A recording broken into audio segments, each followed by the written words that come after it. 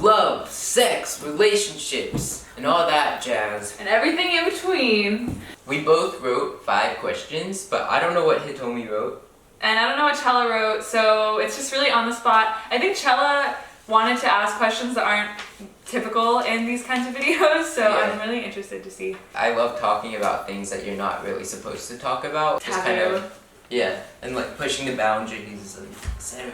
Okay, so I'm Hitomi. I identify as cis female, and I'm with a male partner who's also a cis male, and it's my second relationship, and I'm 20 years old. I'm 19 years old. Oh wait, my name is Chella, man. I'm 19 years old.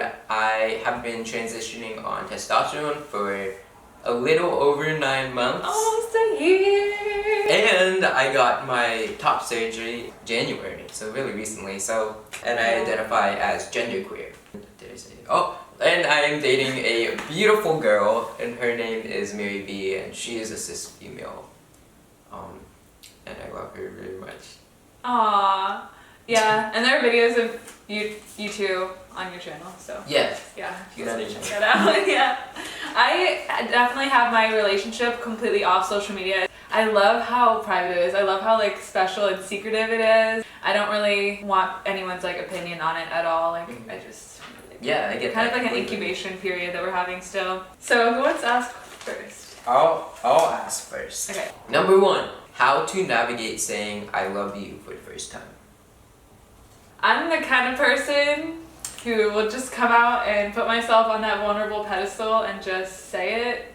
Okay, damn. I don't know, this is only my second relationship, but I always just felt comfortable expressing my love and affection for someone. Mostly because in my partnerships, like, it's so easy to feel the love already that without even speaking it, you can tell that it's there, it's so tangible. The first time I said I love you, in my first partnership, I wrote it at the end of a letter, and that was like less scary. Like I just wrote a love note and I was like, I love you, Hitomi, and that was the first time, and it was a lot easier and like smoother way to do it without feeling so jittery and nervous. And then in this relationship, me and my partner just kind of immediately felt it, and then it was just like, I love you so unconditionally for who you are, whether you're with me or with someone else. Like I just have so much love for you, and that's kind of how we said it, like initially. That So there was no one who said it first. It was just a that was mutual never- like conversation that happened. Yeah. Do you have a different opinion on that? I'm kind of surprised by that question. I never really thought about like. See, I'm trying to do that. My questions, I'm trying to surprise Yeah. you. Don't I read never that, by thought- the way. I won't. I'm not. Oh. I can't read that part. Well, I mean, I feel like I definitely, it wasn't as clear to me as to like when is the time. What you're saying is just say it when you feel it, but then there's that whole fear that comes with vulnerability that, Yeah. you know, you just feel like you're like hanging off a ledge. It's like you're jumping from one cliff to another, and you're just like, ah. Exactly. You know, you're just always saying in every situation, take that leap. Yeah. Have you ever taken that leap and fell and not made it to the other side? Maybe in middle school relationships or something. Oh my god. But I'm so sensitive that I don't waste my time with someone who I don't know that their intentions are completely pure and clear. And to say I felt safe because I knew that their intentions were pure, and I knew they were feeling it also. Like there was no way they weren't. But I guess when I was in middle school, crushing on boys and stuff, or girls too, that's like when I first realized I was bisexual. It's scarier for me to tell a woman how I feel. Why do you think it's easier? Maybe just because I'm more used to it. I've never had a very long relationship with a woman. I asked because Mary B says the exact same thing. Really? Like because I was the first girl at the time that she like had a relationship with romantically. She said like she just didn't know how to navigate it and was always nervous, whereas with like cis boys she'd always be like, what Yeah, you learn to just get used to it and not care as much. I don't want to play any games. And anyone that I've dated my age has been like that. At least like cis men. All the women that I've dated have been like really sweet, just more open. In the case of Mary B and I, when we were navigating, like first hanging out, both of us weren't trying to play the game, but it was more so she needed time to figure out her queer identity. Oh yeah. And because of that, it almost felt as if we were playing the game. We were both just unsure. Yeah. So- I went through the same thing when I first had a relationship with a girl, and I felt really bad because I was still figuring it out, and felt weird at first. It's because it's so new, especially like where I grew up. It was taught to be taboo, and You're rewriting conditioning that you've been told is Yeah. wrong or something like that. yeah, exactly. I don't know how we got there. From I don't even remember the initial question. How did you navigate saying I love you? Yeah, But overall, just making sure the person that you're with has good intentions and that you know their intentions and you're on the same page yeah, moving forward. That's so important in any kind of relationship, platonic or otherwise. I agree. And that communication is key, even if it's like the hardest thing to do. It's so hard sometimes. Yeah, you have to do it. Yeah. It makes everything different. Lay it on me. Okay. How did you cope with past conditioning, societal conditioning, how you're supposed to act as a male or female? So how did that conditioning change in your relationship? Like, do you feel different kinds of pressure or? I definitely experience male privilege now, which is Wow. disgusting. For example, when Mary B and I now go to talk to our landlord, he looks at me, and he only looks at me for all the questions. Even though a lot of questions, like, Mary B knows better than I do, so I'm like, what are you doing? Reject it, not embrace it, because I just acknowledge what it is. But in terms of pressures to be this person, Yeah. for my particular relationship with Mary B, we both see each other as the people that we really are, regardless of masculine or feminine labels. Yeah. Especially because, you know, we were together through all of that. And so and so I never feel this pressure to be like a more masculine, powerful figure, because she's known me since even before testosterone. I haven't, and I've been lucky for that. Also, she is not the type of person to put those expectations onto someone. Yeah, she doesn't seem like that at all. No with Mary B, but in terms of society, yes. Yeah. Interesting. Number 2, craziest place you've had sex. Oh my god. This could just be nasty. I don't know. I'm trying to think. Also, feel free to pass any questions. I'm pretty open, and this is actually really interesting. I guess I would just say my high school bleachers, like during lunchtime, which sounds wow. so ratchet, but it was with my partner at the time, and yeah, I just like wore this dress and I didn't wear underwear that day to school, and I was just like feeling it, and so yeah, that was interesting. How old were you? 17. Wow. Well, I graduated high school when I was 17, so I was a senior. Same. Yeah. Well, I graduated as a junior. Oh, okay. Yeah, I started school like a year younger than most people. But yeah. Let me see what question I have for you in here. Yeah. Oh, do you want kids in the future? And if so, how would you go about that if with Mary B, if that's like what you're thinking? Good question. I've actually been thinking about this a lot lately because watching Jane the Virgin. Oh yeah. It talks about kids so much, so I've been It's all thinking- about the baby. Exactly. Now that I'm on testosterone, I have a lot to figure out, and it's intense because I'm only 19 years old, but like I do kind of soonish have to figure out if I want biological children or not, and what that would mean. I would have to either become pregnant myself with a donor sperm, because, you know, Mary B doesn't produce sperm. So, or I would have to freeze my eggs, get them removed, and then wait until I'm ready to use them. Yeah. But that's very expensive. But, you know, if it means to have a biological kid in the future, it could be worth it. But also, it's such a gamble, you know? And we talked about I would be very dysphoric, I think. If I were to be pregnant, it just Yeah. wouldn't feel like me.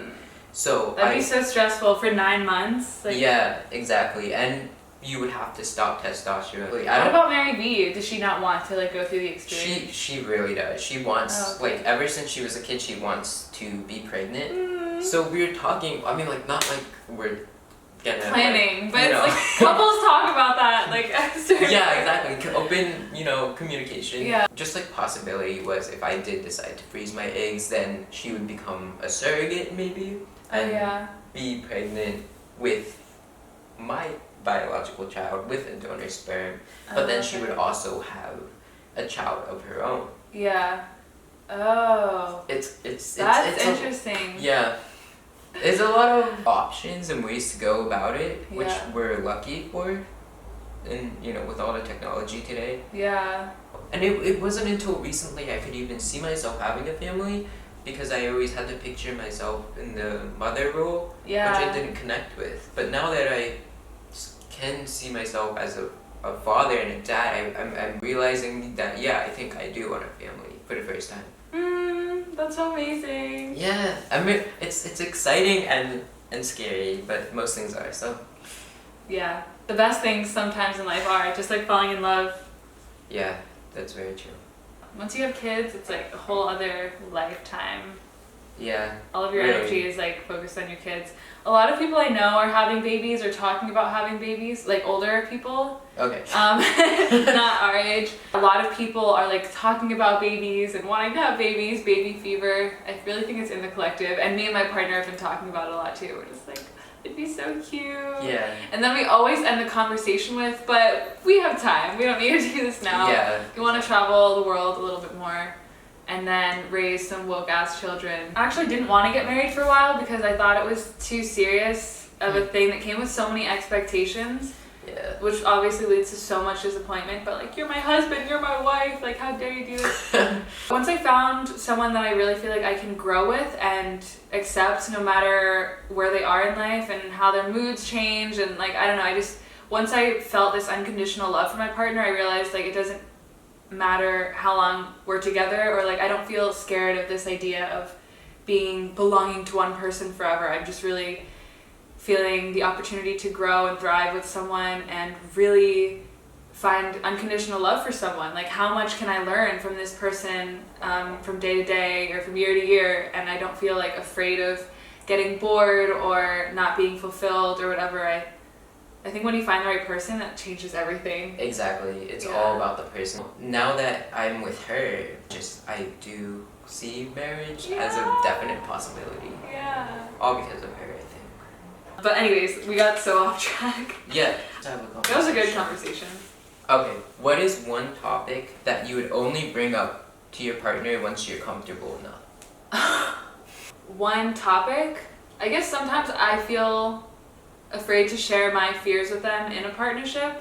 I still have a lot of conditioning from past experiences where I've been hurt, and sometimes I feel like, I don't know, I don't feel the need to always share all of my fears. Like sometimes I'll be really sensitive to certain situations, and rather than tell him and like ask for validation, like, oh, I don't feel good now, can we do this, or can you just tell me it's gonna be okay, instead of doing that every time I get anxious, I like to breathe through it myself. So I guess the one thing I wouldn't tell my partner, or don't need to tell him all the time, is sometimes like I want to ask for validation and then I don't, and I end up realizing that I didn't need it at all. Because I'm definitely healing from a lot from my past relationship, and I've overcome a lot of it with him, but then there are little things that I don't need to just be like asking him to prove to me that he loves me or whatever. It's just mostly I feel comfortable talking to him about everything. So Yeah. with you and Mary B, or you guys seem pretty open and you like talking about taboo. Yeah, I mean, things. one thing that we didn't really talk about until we were both very comfortable was our eating disorders.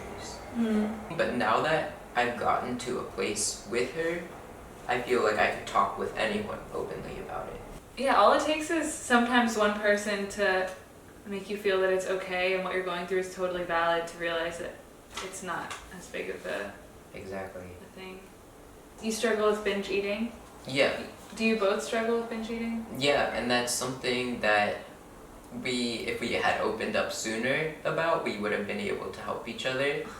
Yeah. But now, you know, we are, sometimes if I'm like about to do it, she'll be like, wait, are you okay? And like she'll stop me. And, Oh, it makes me want to cry. and you know, I'm so thankful for that. There shouldn't be shame in knowing that you need to ask for help, which is, Yeah, it's so much easier said than done. it's scary. Yeah, but I mean, like I'm very comfortable asking her for help now, but not to a point where I'm like relying on her, because Yeah. then that's unhealthy. But same with me. It was actually really hard for me to open up about binge eating because my partner hasn't ever dealt with like any mental illness or any eating disorder at all. And it's kind of embarrassing to be like, sometimes I binge eat to deal with my emotions. But it shouldn't be embarrassing because it's completely valid and Yeah. it's actually It's the most common. Yeah, exactly. It's so accessible. It's so easy. It's no surprise to me that it is the most common eating disorder. Okay, what would you do if Mary V wanted to transition? If her gender identity changed? We've talked about this. Like, I mean, of course, I'd be completely supportive. I haven't had to think about it much because whenever I bring up that question with her, you know, she identifies as a cis female and is very comfortable with that identity, and struggles to even imagine like the idea of her transitioning. But you know, if it were to happen, honestly, I would be by her side through it all. Of course. All right. How do you know you are in love? The simplest answer, when you know, you know. There's just no questioning it. Okay, yeah. Because you feel it when you're not around them. You feel like an impulse just to tell them how much they mean to you. Mm-hmm. It's like nothing you ever have felt before. It's butterflies and it's scary, but it's also so exciting, and all you want to do is hang out with that person and you feel like you could just explore their mind. Yeah. How do you keep your sex life interesting? Just like trying new things and making sure that they're comfortable with it. So like whether that's new toys or different locations or positions or verbalizing things. There's so many variables to having sex that can instantly make it completely different. If you really don't ever want to get bored, you don't have to. There's so many things to try out there. I'm still learning. Would you guys ever have a threesome? Or like, is that ever something that you've discussed, like adding another person? I think that maybe we would be open to it. But I feel the same way. It doesn't have to get boring if you don't want it to. Mm-hmm. There's so many practices out there. And even just becoming more sensitive to the other person's touch by like blindfolding one another and just like slowly stroking each other, like you can really arouse someone so much just by like touching them very gently with their eyes closed. I think people are often seeking like more crazy wild sex rather than like taking it back to the basics and seeing if they can make this simple pleasure feel even more intense and longer. And in Tantra, that's kind of what they teach you how to do. Whatever works for you, and just switch it up. Yeah. It's important to note that how everyone orgasms is very different. Yeah. And again, with communication, just talking about like what is their preferred way. There's so many different things. Yeah. I have my last question. Okay. What would you say to someone who doesn't believe in love? Wow. What would I say? I mean, I would just accept them. I wouldn't try to change their beliefs like verbally. Yeah. But I would just try and take them on experiences that would make them maybe feel warm, fuzzy love feelings. Because I don't think love is just romantic. I think it can of course. come to just Platonic relationships and also your passions. But I would just accept them. Like, I just accept how anyone chooses to show up in my life. My last question, do you and Mary V get jealous? Do either of you get jealous? And if so, how do you deal with that? Do we get jealous? I would say that we don't. And it's only because we talk everything through. We do get crushes on other people, and we tell each other that, and we don't really hide it, and we'll like tease each other about it and stuff, but we don't get jealous. I think it's because we feel so safe and we trust each other so much. Yeah.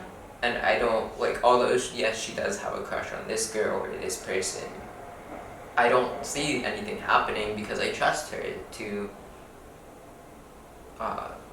not instigate anything. Trust and communication. Exactly, but that doesn't mean we don't like still get crushes on other people. It's natural. I think when you accept the fact that that's gonna happen and not like get angry at your partner for being attracted to someone, Exactly. then you can navigate it so much easier because it's bound to happen. Like, they're beautiful people. You just connect well with certain people. Like, yeah, once you accept that, it makes it so much easier.